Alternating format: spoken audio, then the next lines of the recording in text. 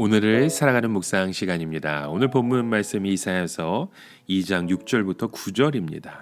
주께서 주의 백성 야곱 족속을 버리셨음은 그들에게 동방 풍속이 가득하며 그들이 블레셋 사람같이 술객이 되어 이방인으로 더불어 손을 잡아 언약하였습니다. 그 땅에 은금이 가득하고 보화가 무한하며 그 땅에 마필이 가득하고 병거가 무수하며 그 땅에는 우상도 가득하므로 그들이 자기 손으로 짓고 자기 손가락으로 만든 것을 공경하여 천한 자도 절하며 귀한 자도 굴복하오니 그들을 용서하지 마옵소서. 자, 오늘 본문 말씀 속에 보면 이사야 당시 이 예루살렘의 상황을 우리에게 보여줍니다. 사실 예루살렘은 아직 망할 것 같은 상태는 아니었습니다. 오히려 이 세상 어느 수도에도 빠지지 않을 정도로 화려하고 번창했었죠. 그러나 이사야는 예루살렘에서 가장 중요한 한 가지가 빠져 있는 것을 보았습니다. 그것이 무엇입니까? 겉으로 보기에는 예루살렘은 모든 것이 다 갖추어진 크고 화려한 도시였습니다. 거기에는 은과 금도 가득하고 보화도 무한하고 마필과 병거도 무사했습니다. 그런데 자세히 들여다보니 가장 중요한 것이 빠져 있었죠. 그것이 바로 정신입니다. 하나님의 백성들에게 가장 중요한 것은 이 물질적인 번영 이전에 정신입니다. 물질적인 번영은 그 뒤에 따라오는 것이죠. 그러나 그들은 가장 중요한 것을 잃어버리고 그 자리에 우상을 채웠던 것입니다. 온갖 동방 풍속을 따랐고 블레셋 사람들처럼 술객이 되었으며 이방인들과 손잡기 위해서 그들과 결혼을 합니다. 그리고 천한 자나 귀한 자나 한결같이 손으로 마는 우상에 빠져 있었죠. 이사야는 그들을 용서하지 말아달라고 기도를 합니다. 그 상태로는 망할 수밖에 없다는 것을 너무나도 잘 알고 있기 때문입니다. 여러분, 이 세상에서 필요하는 것은 강한 정신입니다. 정신이 결국 모든 것을 이기고 주도권을 장악하게 되어 있습니다. 물론 이 세상에도 새로운 사상이 등장하여 한 시대를 풍미할 때가 있습니다. 그러나 그것은 일시적인 것에 불과합니다. 학문의 세계에서도 한 세계에 한 명씩 커다란 상과 같은 그 인물이 나오는 것이잖아요. 다른 많은 학자는 한평생 그 한 사람이 이룩한 것을 연구하면서 보냅니다. 그러나 얼마 가지 않아서 또 다른 인물에 의해 비판을 받게 되는 것이죠. 하지만 교회는요, 그렇지 않습니다. 속에서 끊임없이 새로 솟아나는 샘물이 되는 것이죠. 성령께서는 하나님의 말씀에서부터 무한한 지혜와 능력을 끌어올리십니다.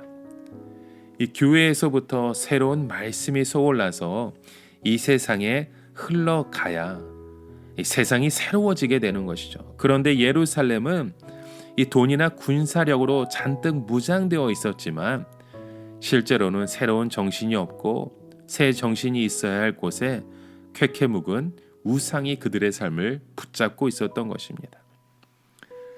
여러분, 오늘날 이 시대가 왜 이렇게 자꾸 어려워집니까? 바로 우리가 정신을 못 차리고 있기 때문이지 않을까요? 가난하게 살다가 갑자기 우리의 삶이 부유해지니까 우리의 삶 가운데 그 정신을 놓고 살아갑니다.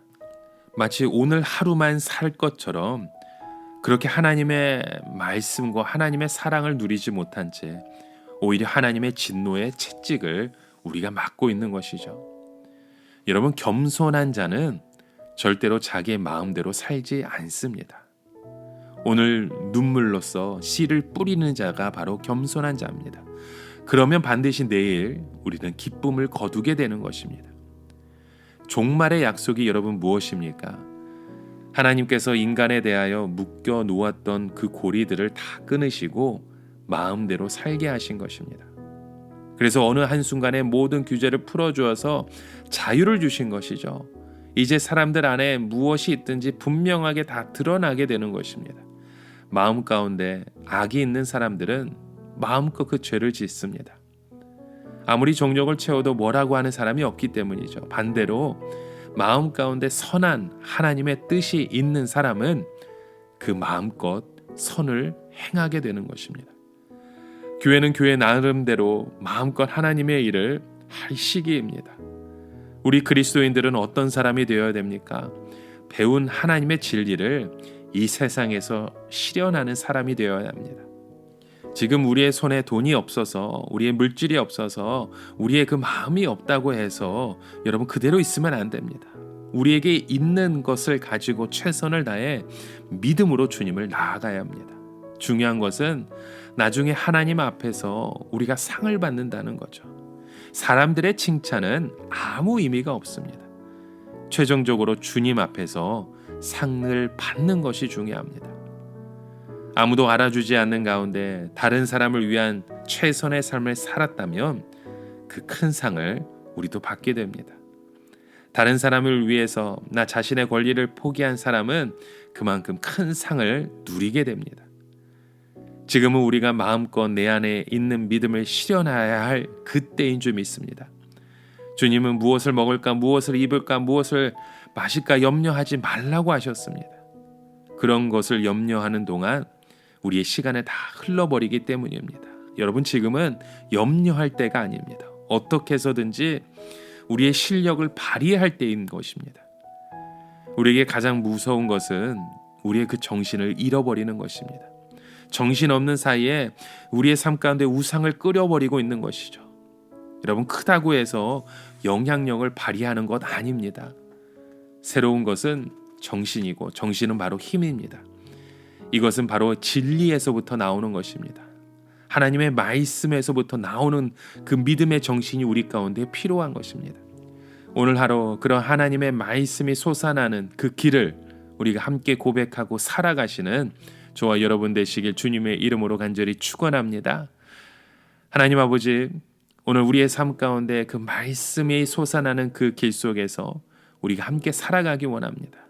그 길 속에서 다른 사람, 우리의 형제를, 우리의 가족을, 우리의 친척을 함께 살리는 믿음의 고백이 세워지게 하여 주시옵소서. 우리의 그 올바른 정신, 하나님을 바라볼 수 있는 소망의 눈을 뜨게 하여 주셔서 이제는 말씀대로 우리가 최선을 다해 살아보겠다는 그 믿음의 고백과 다짐이 이 시간 함께 일어나게 하여 주시옵소서. 예수님의 이름으로 간절히 기도드립니다. 아멘.